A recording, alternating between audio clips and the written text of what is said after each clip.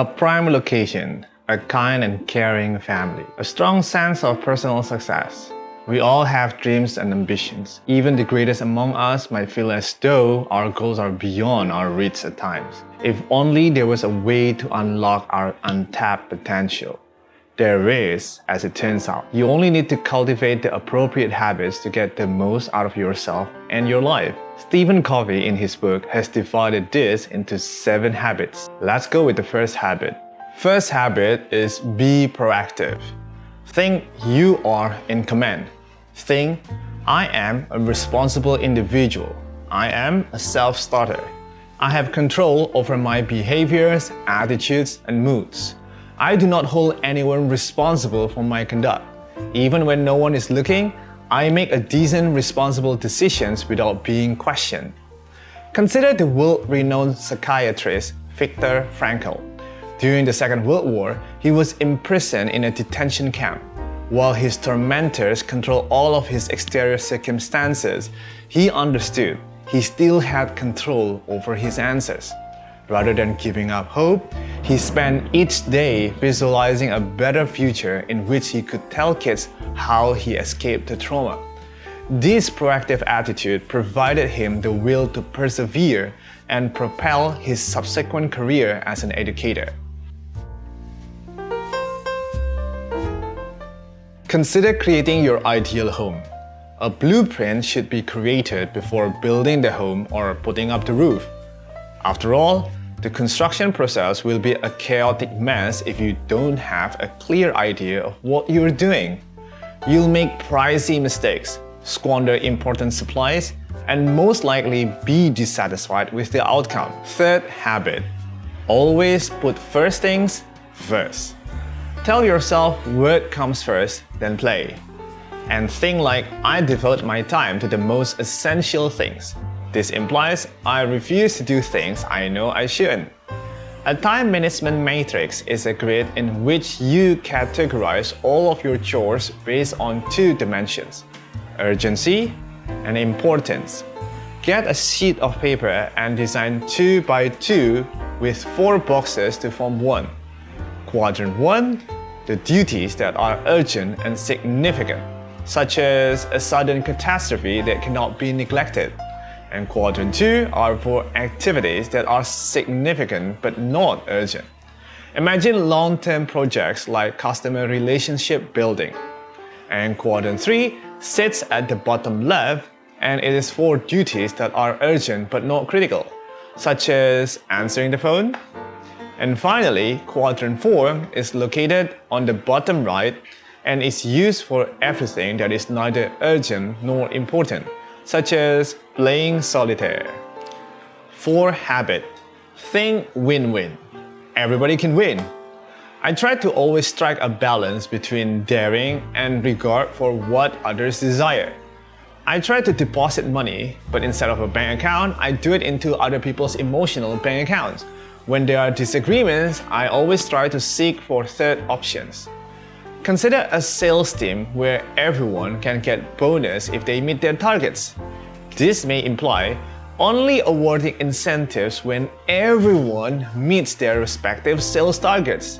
As a result, the success of one salesman benefits everyone else.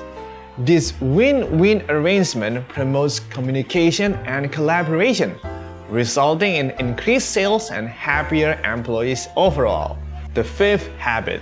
Seek to understand first, then to be understood. Listen first, then speak. Try to tell yourself like, I pay attention to other people's thoughts and feelings. I attempt to see things through their eyes. I pay attention to people without disturbing them. So when I speak, I look at them in the eyes. Words are hazy. You're always squinting and you cannot really identify a body from 10 paces away. So it's time for you to go to see the eye doctor. And as the doctor tries on different glasses, you read the letters on the chart. You eventually find the perfect lens for you. But what if the doctor tries something different? What if, instead of evaluating your vision, she just handed you her spectacles and stated, hey, this worked for me, and that was the end of it. You know what? your eyesight would still be fuzzy, and you'd most likely have to find out a new optometrist. Sixth habit: synergize is better when it is done together. Try to tell yourself, I respect and learn from the strengths of others. I get along with others, even those who are unlike myself. I work well in teams. I look for other people's ideas to address problems because I believe that by working together, we can come up with better answers than any of us could do alone. And try to tell yourself, I am modest. So you see, this may happen in practically any situation. Consider a classroom in which students are encouraged to communicate and share ideas freely.